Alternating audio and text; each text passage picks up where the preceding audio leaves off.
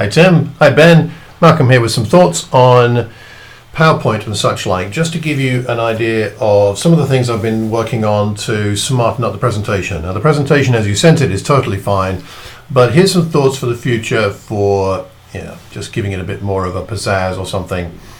So first of all, I've changed, as you can see, the black text and white background to something a bit different. Whether this works well in the room or not is something we'll only know later on today, but this change of background, making it a bit more interesting, can be a good idea. So that's the first thing. The second thing you notice here is that I've made the text much larger.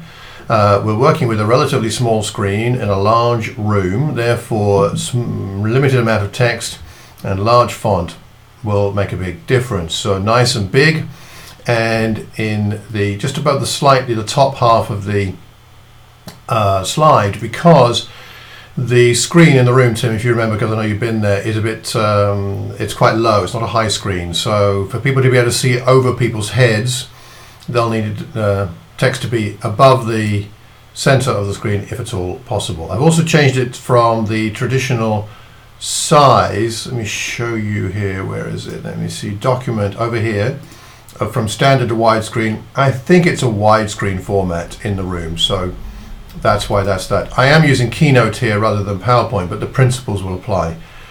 Second thing, the picture, lovely picture. So I've made it bigger, as you can see, and I've also given it a little bit of a shadow here. I think you can do this on PowerPoint too, where you can pick different sort of ways of displaying the picture with a bit of shadow or something, and that again helps bring it forward. Large font again. Now here, a couple of things. Firstly, I've made the font bigger. As you can see, I've filled the screen. We need to, because there's a lot of text there, which is fine. The second thing I've done with it is, when we go to text, I've made it one line. You see here, one line. I've made it one line distant. It was something like 0.7, which is it pulls it all together. Makes it more difficult to read. So something like that is better. And I've reduced the paragraphs between. There were big paragraph gaps. Let's see, like something like that. But that's not very useful on a screen. It can be useful perhaps on a page, but not on a screen. So I've reduced the paragraph gaps to 0. And there was some, I haven't got them on here now, but there were some spellings, some Americanized spellings, and so I changed those to English spellings, whether it was this slide or another one, I don't remember. But just when you're doing this, you should see, like down here on Midian, can you see this? There's a red line underneath. I think the same thing will be there in PowerPoint, which will show you that it's a spelling it doesn't recognize. And if you've got an English dictionary installed in your computer, which you should do, then it should show those, and then you can change them to English spellings instead of American. Large text again, same thing with the spacing of the text on that slide. Much bigger there because people then will be able to read it. Now we have a problem here. I'm going to have to change this.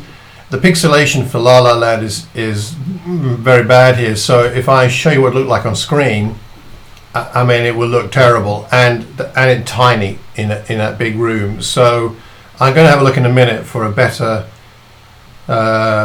picture with better pixelation and so on. This also isn't brilliant, but it's a good picture. So when it goes full screen, it's going to look like this.